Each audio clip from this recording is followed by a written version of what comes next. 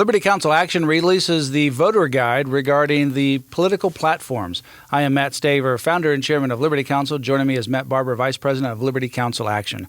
Matt, recently Liberty Counsel Action created a voter's guide to the Democratic and Republican platforms. It's the only one that's in existence that I know of, but it's an objective overview, and it covers a wide variety of information with regards to both platforms.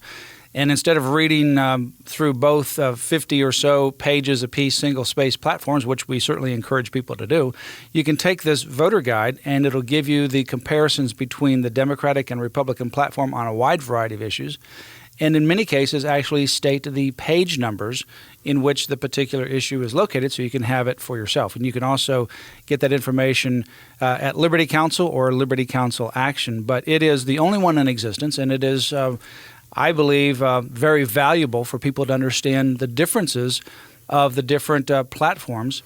And also it is done in a way that it is capable of being distributed by 501c3 and church organizations. Well, May, at Liberty University School of Law, we teach law students. A lot of them will use outlines to consolidate all the information before exams and so forth. That's what this is basically. It's an outline, a bullet point outline that gives the highlights of what each platform stands for. It's a wonderful tool for people to educate themselves about what both parties respectively stand for.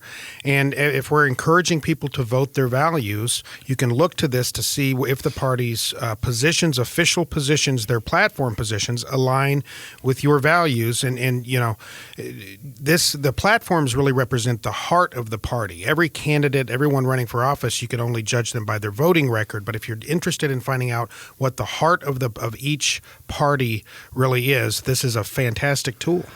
Well, it begins with abortion and human life, and, for example, supports taxpayer-funded subsidized abortion. Yes for the Democratic platform, no for the Republican platform. Supports funding organizations that perform abortion or advocate for abortion. Yes for the Democratic platform, and no for the Republican platform. There's others on the abortion and human life matter as well.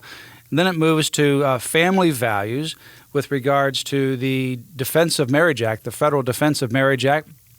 Whether or not you support that or not, the Democratic platform does not support it. The Republican platform does support it.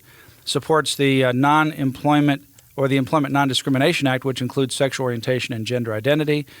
The Democratic platform does support it. The Republican platform does not address it. And so there are certain things that maybe the Republican platform addresses that the Democratic platform does not address. And there's others that, for example, the other way, that the Democratic platform addresses and the Republican platform does not address. So we've got those pointed out when one platform addresses a matter, but the other platform does not. And that's one in particular where the Republican platform does not address that issue one way or another. It also goes on to talk about encouraging enforcement of laws against pornography and obscenity. No for the Democratic platform in the sense that it doesn't address that, but the Republican platform does address it. Most of the things, they are addressed in both platforms, but there's some that one platform might address, the other platform does not address it. It's just simply silent on that issue. And when it's that way, we point that out in this voter guide. Well, and as you mentioned as well, this is a good guide if people have the platforms in front of them, which are easy to get on Google or anywhere else. You can find both the Republican and the Democrat platforms themselves. We have the page numbers represented, so you can actually read the detailed language that's included. For instance, if you read the Democratic Party platform, for example, on the issue of abortion, it's the most pro-abortion platform in history in that it supports taxpayer-funded, essentially, abortion. It doesn't directly say that, but it says even if a person doesn't have the ability to pay, for instance, then it supports abortion. The Republican Party platform, on the other hand, if you just read the language of the platform itself, it says that the unborn child has a constitutional guarantee and right to life. So the contrast is very clear a human life in the two platforms, and this will direct you to the exact language within the platform by page number. Very, very convenient, very helpful. Well, we also talk about in the First Amendment and religious liberty, and there's more on the family values that we don't have time to go through, but First Amendment, religious liberty, and responsibility. Whether the platforms address religious liberty, yes, the Democratic platform does, and yes, the Republican platform also addresses that as well. The Ten Commandments, the Democratic platform does not address it. The Republican platform does and supports the display of the Ten Commandments. That, I believe, is the first time I've seen that in a platform with regards to the display of the Ten Commandments. Faith-based organizations participating in public programs, the Democratic platform and the Republican platform both support that. Oppose discrimination based upon religion, yes for both. Opposes discrimination based on sexual orientation. The Democratic platform supports that. The Republican platform is silent on that issue. You can go on to other things as well. For example, emphasizes personal responsibility. They both support that. But then also when you're looking at opposes the Disclose Act with regards to campaigns, the Democratic platform opposes it. And interestingly, on the same page, the Republican platform does not support that particular. In other words, the Democratic platform is in favor of the Disclose Act, and the Republican platform is opposed to the Disclose Act. That would be an act that deals with disclosures regarding political campaign contribution issues. Something that struck me this year more so than ever, there's always a divide clearly between the two parties because they tend to represent two completely different philosophies on governance and on all of the issues, social issues, national defense, and fiscal issues. But to me, it seemed that this year more so than ever, there was a real clash in positions. There's some agreement, as you mentioned there, on some of the issues, for instance, some funding for faith-based programs and so forth. There's some agreement, although when you dig a little below the surface, I suspect that the actual positions are a little bit different. But very interesting to me how the differences are more stark, I think, starker than we've seen in my memory at least.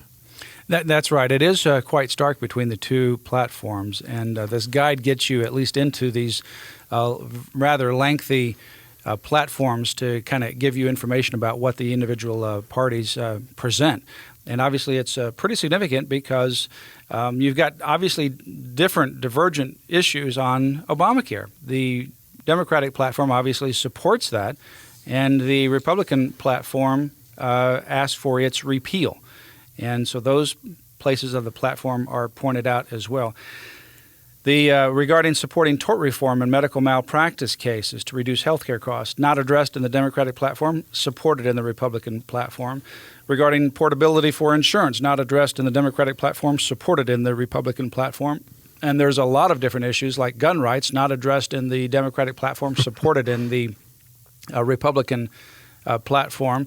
And we have fiscal responsibility as well, or reform supports reforming the tax system, not addressed in the Democratic platform, but it does address it in the Republican platform and supports it. So there's many, many other items that we could go through. We just don't have time to do it. This is a rather detailed outline. We've got information on the judiciary and judicial activism. We have information with regards to Israel as an ally.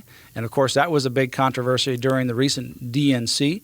We've got information regarding government oversight and the role of government. All of this is addressed in this voter guide, and I would encourage you to go to lcaction.org or Liberty Counsel website as well, lc.org. This is an objective voter guide. It covers a wide variety of issues. Those are the two criteria for IRS approved, or I should say not approved, but IRS guidelines for voter guides that can be passed out in churches and other 501c3 organizations. So go to our website, lc.org, that's lc.org, or lcaction.org, and you can get these voter guides. They're in scannable PDF format, so you can email them to your friends. I would encourage you to pass them out.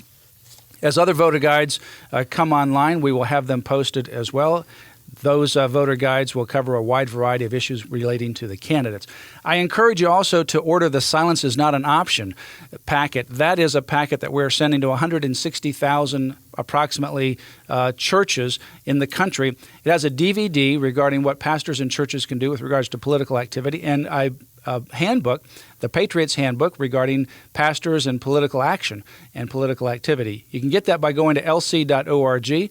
Make sure that your pastor has this information, and make sure that you are and your friends are registered and vote your biblical values this coming November.